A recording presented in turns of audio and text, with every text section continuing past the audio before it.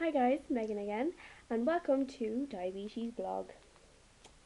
Um, so today I'm talking about what teachers should know when they have a diabetic student in the classroom. So if, like me, you have, and you're in secondary school, you have 9 classes a day, and you have totally loads of different teachers who, some, I'm in 5th year now, so I have new teachers that I may not have had from 1st to 3rd year. But they are all informed now that they have a diabetic in the class.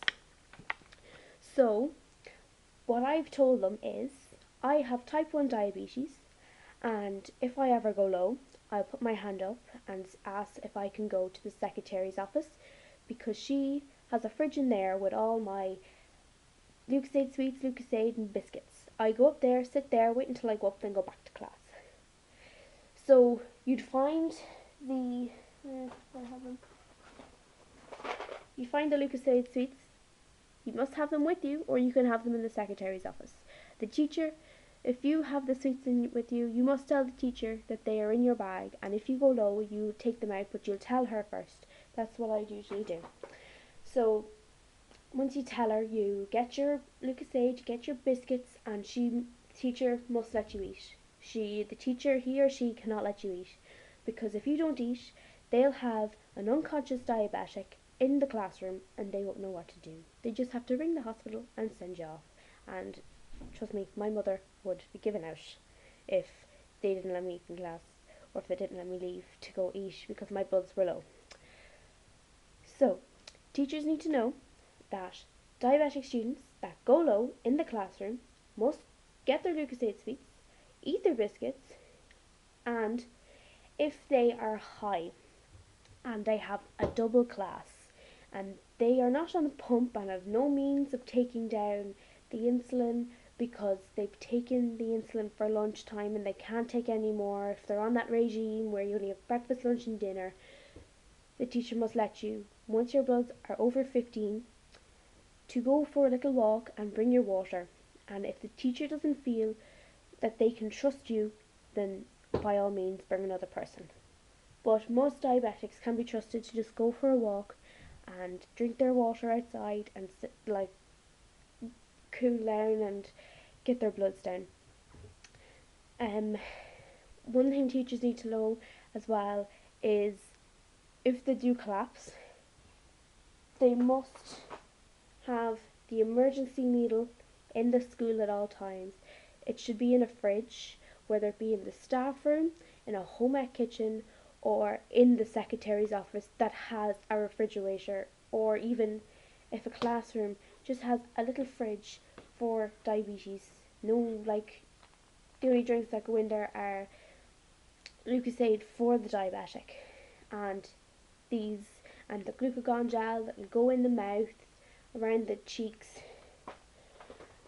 because if they collapse, if the diabetic collapses in the classroom, and they're not taking orange juice or Lucasade and not responding, and they're not responding to the glucagon gel that you just rubbed on their cheeks, and they're not responding to the emergency needle, but if you don't know how to administer that emergency needle, you got to send them straight to the hospital. But if you can administer it and it still doesn't work, you still send them to the hospital, but give them at least 5 minutes to come around. If they don't come around in 5 minutes, you ring the hospital. But, well, I'd ring the hospital even when you stab the diabetic with the glucagon needle, the emergency needle. Ring the hospital when you do that and give them 5 minutes. The diabetic, to come around.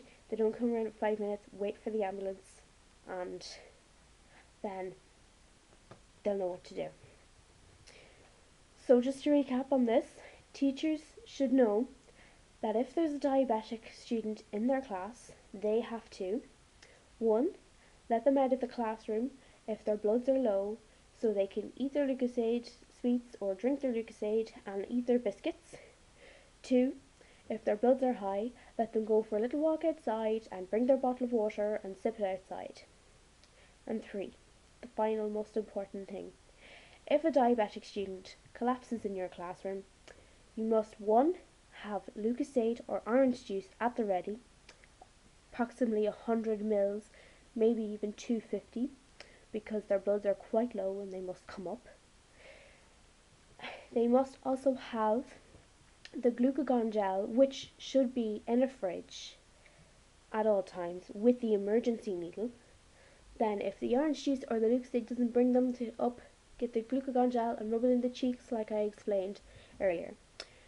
And then the last thing from the important point is, if they don't come back from the glucagon gel, you get the glucagon injection, which is also known as the emergency needle, and you just stab it into the diabetic's thigh, call the ambulance once you do that, and wait 5 minutes for the diabetic to come around, and they'll go off to the hospital. If they don't come around this, they'll go off to the hospital.